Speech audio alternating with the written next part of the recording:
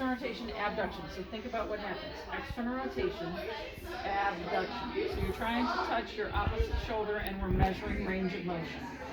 Okay. Now we're going to do the opposite. We're going to do internal rotation and adduction, and we're testing the other way, right? Those two tests are both for range of motion alone. All right. Clavicular manipulation. So now we're going to find the clavicle, find the end of it, and we're just going to push down. If that bounces, then we have an issue, okay? That means the SC joint is disrupted, the ligament is not holding in place. Now we're going to follow that clavicle out to this end. We're going to do that here. We're going to push down here. That's our piano key.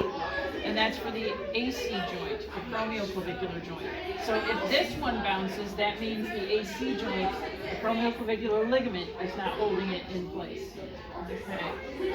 Sulcus sign and anterior posterior drawer. So go ahead and relax as much as possible. Sulcus sign we grab right here above the elbow. And all we're going to do is pull down a little bit, right? And that's called glenohumeral instability if this shifts down more than it should. Okay. Anterior and posterior drawer, we're doing the same thing, but now we're going to hold here, and we're going to take this arm, we're going to shift it back and shift it forward. So posterior drawer, anterior drawer, same thing, testing for glenohumeral instability. And that just means shoulder instability.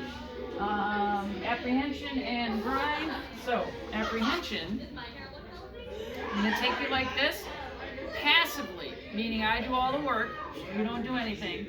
I'm going to take you into external rotation at 90 degrees abduction. If they've had a previous dislocation, they're going to be in a lot of pain. Okay, they won't like this, and if they are at all dislocated, they won't even be able to get up to here. Okay, so that's testing for dislocations. Grind test, that labrum is the cartilage lining of the glenoid labrum. So we're going to take the arm like this, we're going to push in, and we're going to rotate a little bit while we're pushing in. Looking for clicking, grinding, pain, anything like that. That's testing the cartilage in the shoulder. Adson's, thoracic outlet. So we're going to come over here. We're going to take the pulse. Okay, now take a deep breath. Look at your hand, this hand, injured hand, and hold your breath. And relax. Go ahead and breathe. Breathe again. So we're testing to see if the pulse diminishes. If the pulse goes away, that's a positive for thoracic outlet syndrome. And that just means that subclavian artery right here is getting compressed, and we can't get a good pulse. Drop arm and empty can. Can you keep your arms up here? If somebody has a bad rotator cuff, they may not even be able to get their arm up here. If you can get your arm up here, resist, don't let me push down.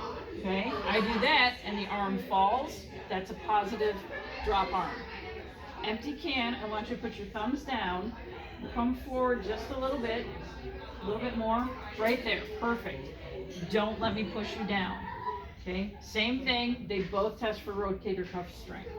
Yergeson's. So Yergeson's, hold your hand like this. You're going to palpate the biceps tendon, and you are going to internally rotate. So pull your hand towards your belly. Okay, so pull it in like that. There we go. Good. And as I palpate bicipital tendon, I'm looking for pain. Okay, go ahead and relax. Near test and Hawkins-Kennedy. So near is really simple. All I'm going to have you do is come up, bring your arm up as far as you can. Keep going, keep going, keep going. Okay, and then once up here, I'm going to help. If she has pain right here on the tip of her shoulder, that means that something is getting trapped, something is impinged. So impingement is what we're looking for on this one. Near test is the same thing. Or Hawkins-Kennedy is the same thing. I'm going to put her in this position and do this. Okay. So see how I'm holding the elbow, but I'm internally rotating here. Same thing, I'm pushing the head of the humerus into the acromion, trying to pinch that tendon that's there and elicit that pain again. Biceps reflex, I don't have my hammer with me, but remember, you just learned this. Relax, relax, relax. And I would tap right here on my thumb. I'm still getting there. Oh, yeah? So they can send that to you. And then triceps reflex. Okay, make sure you find the olecranon, go to that soft area right above the olecranon, and then you'll hit right there. And that's it. Okay.